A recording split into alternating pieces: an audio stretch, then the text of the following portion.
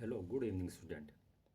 आज हम पढ़ेंगे कक्षा 10 की पहली पुस्तक फर्स्ट फ्लाइट का first lesson a letter to God, ईश्वर को एक पत्र। चलिए पहले टेक्स्ट पढ़ते हैं।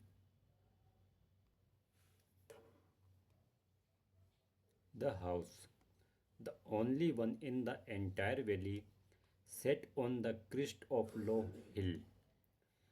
घर पूरी घाटी में एकमात्र एक छोटी पहाड़ी की चोटी पर स्थित था।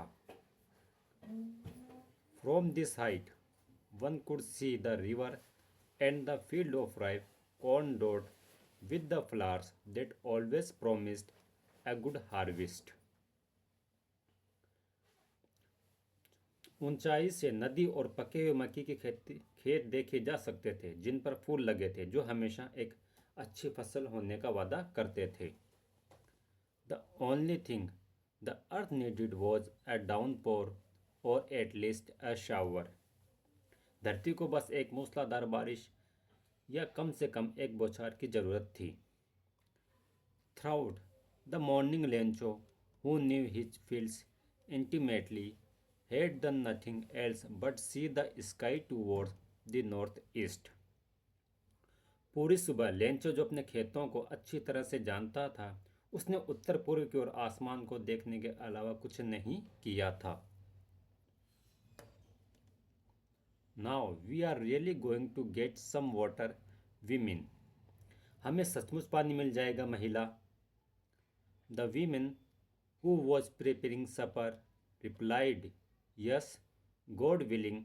The older boys were working in the field while the smaller ones were playing near the house until the women called to them all, come for dinner. हाँ, भगवान की इच्छा से, उसकी महिला ने कहा। बड़े लड़के खेत में काम कर रहे थे जबकि छोटे बच्चे घर के पास खेल रहे थे, जब तक कि महिला ने उन सभी को नहीं बुलाया, खाने के लिए आओ। It was during the meal that, just as Lencho had predicted, भोजन के दौरान ही, जैसा कि लेंचो ने भविष्यवाणी की थी, बारिश की बड़ी बड़ी बूंदें गिरने लगी। In the north east huge mountains of clouds could be seen approaching. उत्तर पूर्व में बादलों के विशाल पहाड़ दिखाई दे रहे थे। The air was fresh and sweet. हवा ताज़ी और मीठी थी। The man went out for no other reason than to have the pleasure of feeling the rain on his body, and when he returned he exclaimed, these aren't raindrops falling from the sky, they are new coins. The big drops are 10-cent pieces and the little ones are fives. वह आदमी किसी और कारण से बाहर नहीं गया था, बल्कि अपने शरीर को महसूस करने का आनंद लेने के लिए गया था। और जब वो वापस लौटा तो उसने ये कहा, ये आसमान से गिरती हुई बारिश की बूंदें नहीं हैं, ये नए सिक्के हैं। बड़ी बूंदें 10 सेंट के सिक्के और छोटी बूंदें 5 सेंट के सिक्के हैं। With a satisfied expression he regarded the field of ripe corn with its flowers draped in a curtain of rain. But suddenly a strong wind began to blow, and along with the rain very large hailstones began to fall. These truly did resemble new silver coins. The boys, exposing themselves to the rain, ran out to collect the frozen pearls. संतुष्ट भाव ने उसने पके हुए मक्के के खेत को देखा, जिस पर फूल लगे थे, जो बारिश की चादर में लिपटा हुआ था। लेकिन अचानक तेज हवा चलने लगी और बारिश के साथ साथ बहुत बड़े बड़े ओले गिरने लगे। ये वाकई नए चांदी के सिक्कों जैसे लग रहे थे। लड़के बारिश में भीगते हुए जमे हुए मोती इकट्ठा करने के लिए बाहर भागे। It's really getting bad now, exclaimed the man. I hope it pass quickly. It didn't pass quickly for an hour. The hell rain on the house, the garden, the hillside, the cornfield on the whole valley. The field was white if covered with salt. अब तो हालात बहुत ख़राब हो रहे हैं, आदमी ने कहा। मुझे उम्मीद है कि यह जल्दी से गुजर जाएगा। यह जल्दी से नहीं गुजरा। 1 घंटे तक ओले, घर, बगीचे, पहाड़ी, मकई के खेत पूरी घाटी पर बरसते रहे। खेत सफ़ेद हो गए थे, मानो नमक से ढके। Not a leaf remained on the trees. The corn was totally destroyed. The flowers were gone from the plants. Lencho's soul was filled with sadness. When the storm had passed, he stood in the middle of the field and said to his son, पेड़ों पर एक पत्ता नहीं बचा था। मक्की की पूरी तरह से नष्ट हो गई थी। पौधों से फूल गायब हो गए थे। लेंचो की आत्मा उदासी से भर गई थी। जब तूफान गुजर गया तो वह खेत के बीच में खड़ा था और अपने बेटों से कहा, अ प्लेग लोकस्ट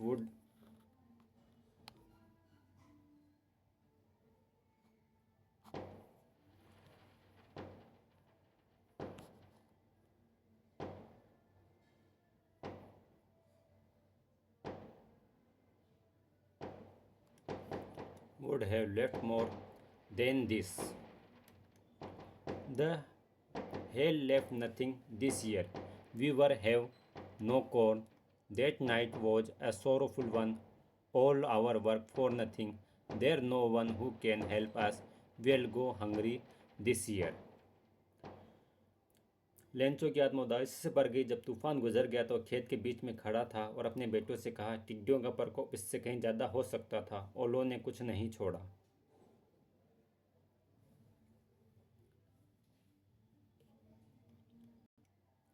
इस साल हमें मक्का नहीं मिलेगा। वह रात बहुत दुखद थी। हमारा सारा काम बेकार चला गया।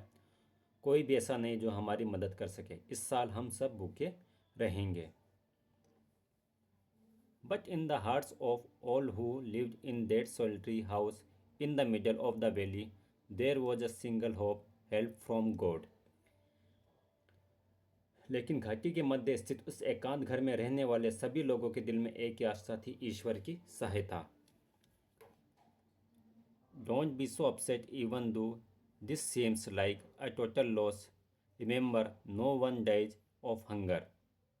इतने परेशान मत हो, भले ही ये कुल नुकसान जैसा हो लगता हो। याद रखो, कोई भी भूख से नहीं मरता। They say no one dies of hunger. All through the night, Lencho threw one only his one hope, help of God, whose eyes had been instructed, see everything, even what is deep in one conscientious. सारी रात Lencho को बस एक ही उम्मीद रही, भगवान की मदद, जिसकी आंखें, जैसा कि उसने बताया गया था, सब कुछ देख लेती है, यहाँ तक कि जो किसी के अंत के कारण में गहराई से छिपा है।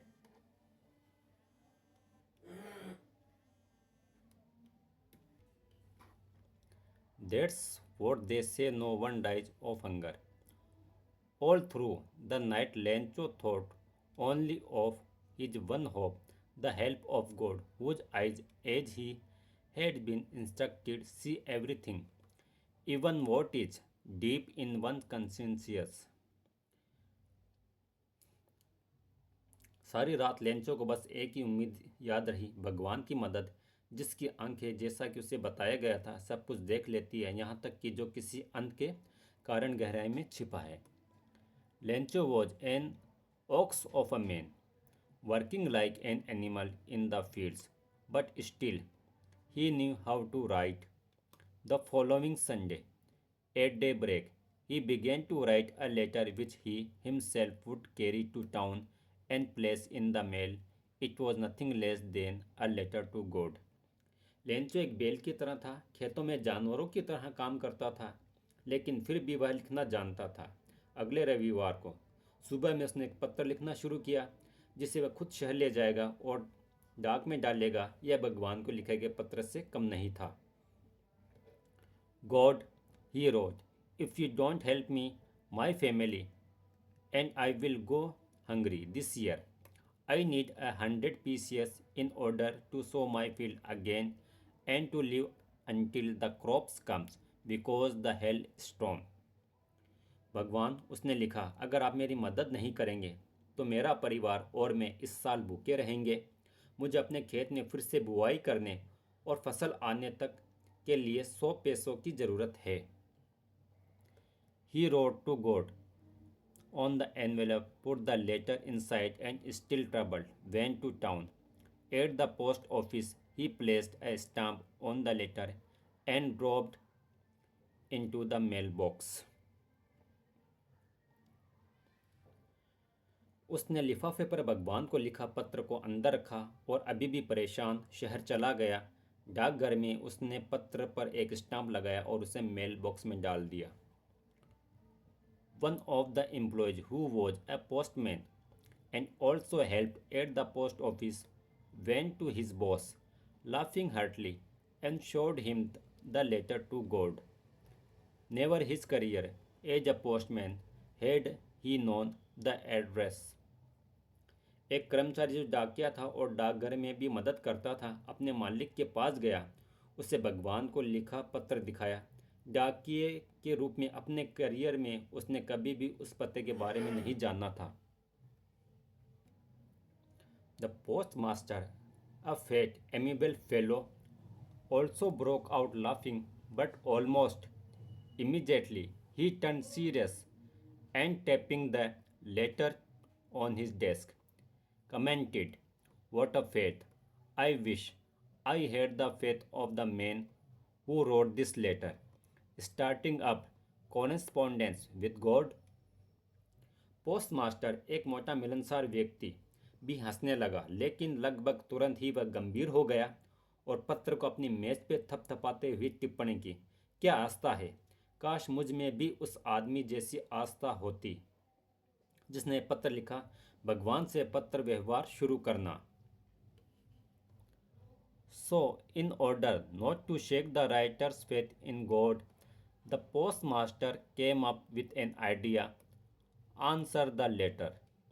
But when he opened it, it was evident to answer it he needed something more than goodwill, ink and paper. इसलिए ईश्वर में लेखक की आस्था को हिलाए न रखने के लिए पोस्टमास्टर ने एक विचार बनाया, पत्र का उत्तर दे।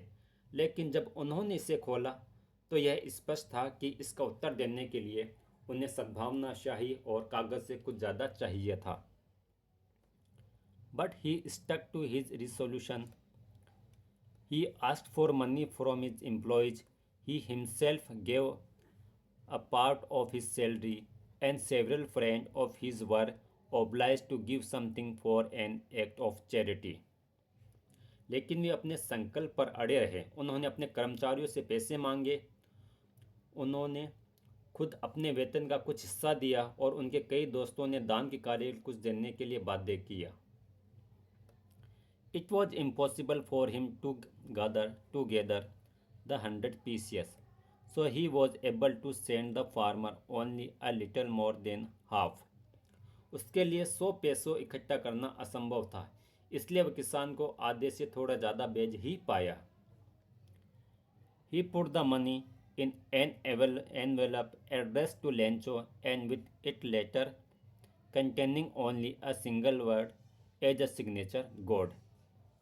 उसने पैसे एक लिफाफे में रखे और उस पर लेंचो को संबोधित किया और उसके साथ एक पत्र लिखा जिस पर हस्ताक्षर के तौर पर सिर्फ एक ही शब्द लिखा था, भगवान।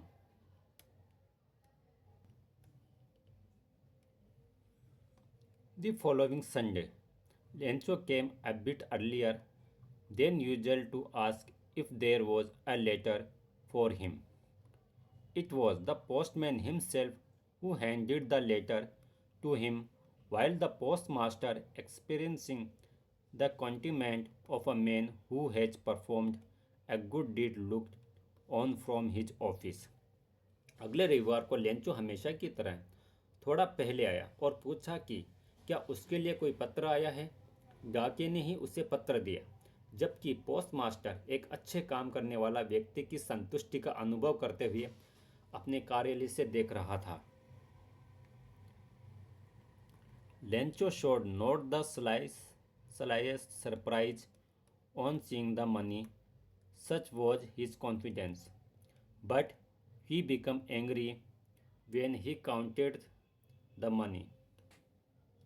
God could not have made a mistake, nor could he have denied Lencho what he had requested. Lencho को पैसे देखकर जरा भी आश्चर्य नहीं हुआ, उसका आत्मविश्वास इतना था। लेकिन जब उसने पैसे गिने तो वह क्रोधित हो गया।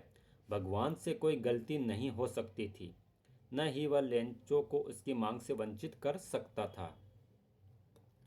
Immediately, Lencho went up to the window to ask for a paper and ink.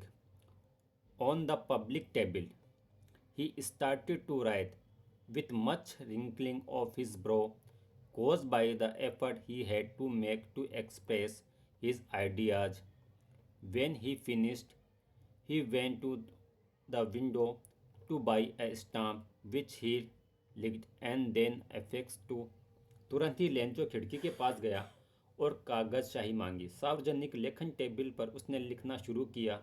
उसके माथे पे बहुत ही झुर्रियाँ पड़ रही थी, क्योंकि उसने अपने विचारों को व्यक्त करने के लिए बहुत मेहनत करनी पड़ी थी।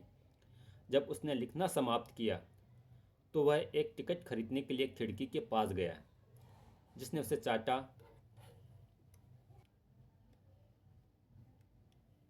The envelope with the blow of his feast. फिर उसने चाट के अपनी एल्बो से उस पर जोर से मारा और उसको चिपका दिया। The moment the letter fell into the mailbox, the postmaster went to open it. It said, "God of the money that I asked for, only 70 pieces reached me. Send me the rest since I need it very much.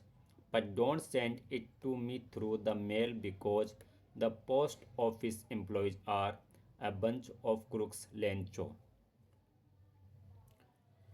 जब उसने लिखना समाप्त किया तो वह ticket खरीदने के लिए खिड़की के पास गया, जिसने उसे चाटा और फिर अपनी मुट्ठी के वार से लिफाफे पर चिपका दिया। जैसे ही पत्र मेल बॉक्स में गिरा, पोस्ट मास्टर उसे खोलने गया। उसमें लिखा था, भगवान, मैंने जो पैसे मांगे थे उसमें से केवल 70 पैसे ही मेरे पास पहुँचे। बाकी पैसे मुझे भेज दो क्योंकि मुझे इसकी बहुत ज़रूरत है, लेकिन इससे मुझे डाक से मत भेजना क्योंकि डाकघर के कर्मचारी बदमाश हैं। लेंचो।